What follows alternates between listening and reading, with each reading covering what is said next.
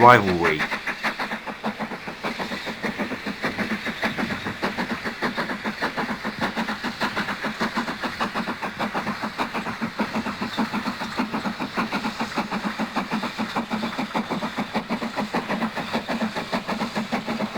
News of Stepney and Leo's high-speed run had spread quickly on Sodor.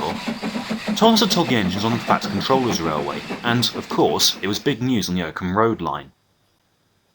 The whole scenario caused a huge stir amongst the engines, and among the newspapers and rail enthusiasts, who came in droves to take photographs of Leo and the stretch of Oakham Road line where the two engines had made their high-speed run. All the engines were excited about the visitors, and about the line's newfound publicity. All except for one. For a long time, Ross had been the only Bryson-class engine on the Oakham Road line, as well as the main passenger engine of the fleet. Not anymore. Ross had been at the works for a long time, waiting for his old parts to be recast. Up till then, he'd been using spare parts Edward had brought back from the other railway, and to say he was glad to see them go would have been an understatement. Ross had been cold, bored, and lonely in the works. The other engines had all been busy and hadn't had time to visit him. Not even Chelsea had been able to spare much time for the Atlantic. When he'd finally got home, the fierce downpour of rain and Leo being the centre of attention didn't improve his mood. And so we raced over the bridge and onto the mainland. Wind streaked past my funnel and my axles felt like they were about to snap in two, but I struggled on. "Oh, Leo, that must have been fantastic," smiled Chelsea. Leo grinned. "It was brilliant," he said. "Normally I wouldn't have dreamed of pulling a fully loaded express. But talk about tiring. I had nearly no coal left when I was finished." He laughed. "I guess my sort just weren't built for high-speed running." Ross was getting tired of being ignored. "Pah!" he snorted under his breath. "I've pulled expresses since the day I was built. No one fusses over me." Ross was starting to feel jealous of the new tank engine. Leo had been doing his work while he was away, and seemed to be managing a lot better than he did. The passengers had used to come crowding from all around to see him in his shiny paintwork. Now they all crowded round Leo in his dirty black coat. He closed his eyes and tried to ignore the chatter of the other engines and the hammering rain on the roof outside as he tried to get to sleep. The engines had little to do over the next few days. Heavy rain and fierce winds meant passenger numbers were few and far between, with only goods trains making up regular traffic. Again, Ross was seething. Every passenger run that came, the new controller always called for Leo whenever Chelsea or Edwin weren't available. Ross was getting crosser and crosser. He was even losing out on supplement work to the tank engine now. He wanted his old job back, his old place on the railway back, and his old place in the shed back. In his quiet corner of the shed, he began thinking of ways to get back at Leo. When the rain and wind finally died away, the engines left the shed to a very different railway.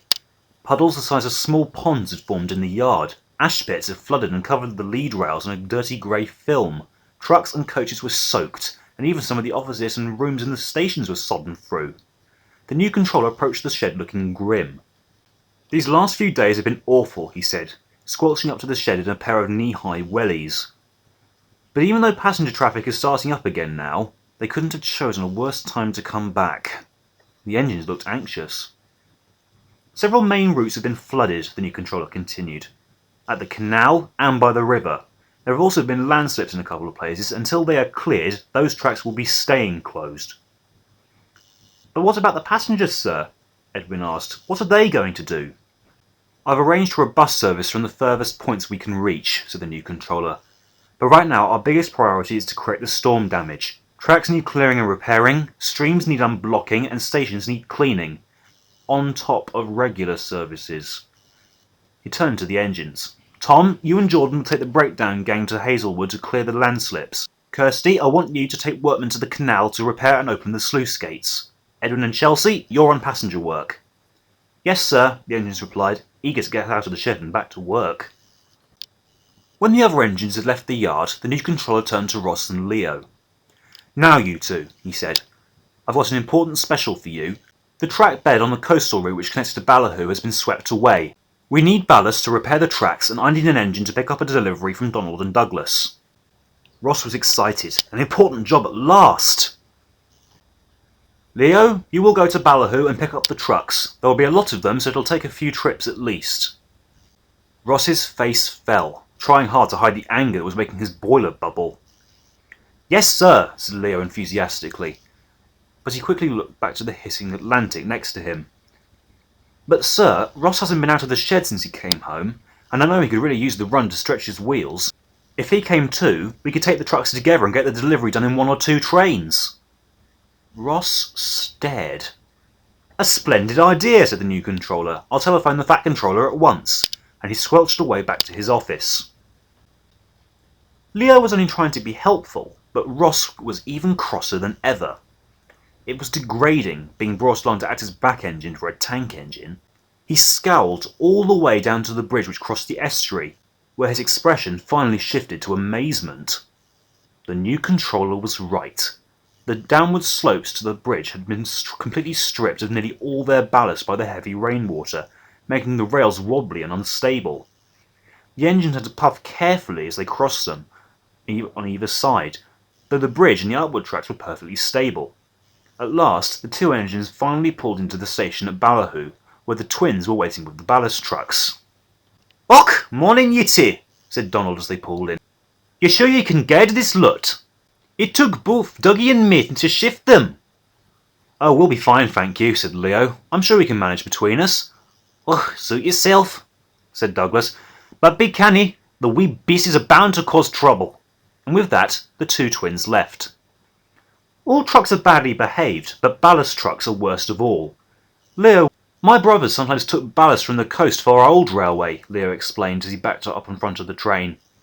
Ross was coupled at the rear. "The trick is to go easy and not bump the trucks. It antagonises them and spills the ballast everywhere." Ross grunted in reply. He was making a plan. This was the perfect opportunity to show Leo up and get his old position on the railway back. If I puff slowly, he thought to himself, we'll arrive late at the station and the new controller will blame Leo. Then I'll head the next train and arrive in perfect time. I'll show Leo and the others he's not so perfect after all. "Are you ready?" Leo whistled in front. "Yep," Ross replied. "Lead on." And with that, the 2 engines rolled out of the station and onto their own line, the 20 trucks sandwiched between them chattering in an agitated sort of way, but neither engine paid them much attention. It might have been better if they had.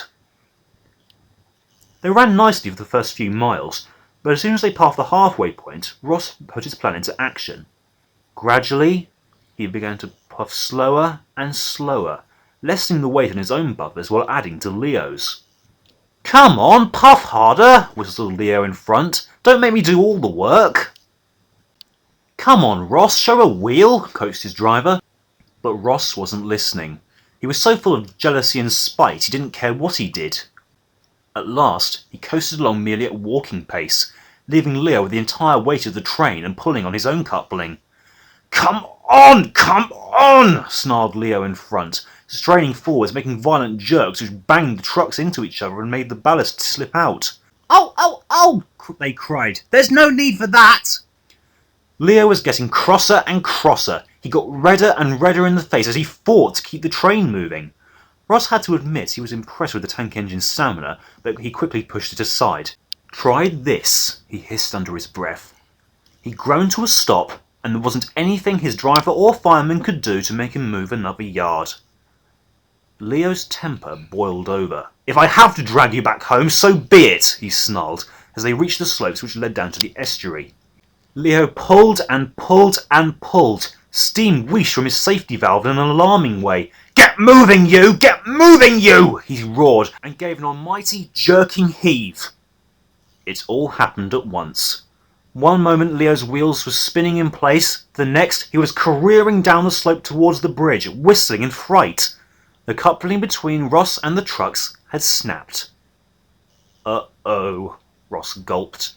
The trucks were ecstatic. After being squashed and stretched all morning, they could finally have some fun. On! They giggled maniacally and surged forward together, propelling Leo even faster as he skidded along the rails, his brakes no good whatsoever. Stop! Leo cried frantically as he tried to grip the rails. But it was no good. Leo's driver and fireman jumped clear into the bushes on the side of the line, just as Leo hit the unstable piece of track. The rails buckled. Leo's wheels lurched and jumped, and before he knew it, Leo was rolling along the bridge with his wheels crunching the sleepers and the track bed, and before he even knew what had happened, he was lying in the mud and seaweed of the estuary's beach, trucks piling up behind him and ballast peppering the mud. He lay on his side, looking surprised, with steam leaking in all directions. "Oops," Ross said meekly. "That wasn't meant to happen." It was nearly dark by the time Leo had been lifted out of the mud, and Edwin had pulled him home. He was a mess. His water tanks were dented, his footplate was bent, and horrible brown seaweed full of small crabs and other slimy things clung to everything. The new controller was waiting for them when they got back. "Leo!" he rapped. "I've been pleased with your work over the past few months, but not with your behaviour today. This is a disaster!" "I'm sorry, sir," Leo whimpered sadly. Seaweed slithered off his lamp iron and landed on the new controller's new boots. He kicked it away in disgust. "Straining the coupling, wasting an entire train's worth of ballast. We must now pay the fat controller to have those trucks repaired, and another whole load of ballast. I thought you were a useful engine, not a clumsy one." "But sir, I didn't—" "No excuses!" the new controller snapped. "You will go to the back of the shed and stay there. The men will mend you in the morning." "Yes, sir," Leo said quietly. "After that, you can shunt trucks in the yard until I can trust you to behave," the new controller continued, "and Ross can take back his passenger trains." Leo growled at the sound of that name. "What was that?" the new controller snapped. Nothing, sir," Leo said quickly. "Nothing." Ross waited on his siding while Edwin and Jordan shunted a very sorry-looking Leo back into the sheds. He looked away quickly as the others backed away past him, but they didn't pay him much attention. After all, they didn't know. Ross couldn't help feeling somewhat guilty, despite his glee at having his expresses back.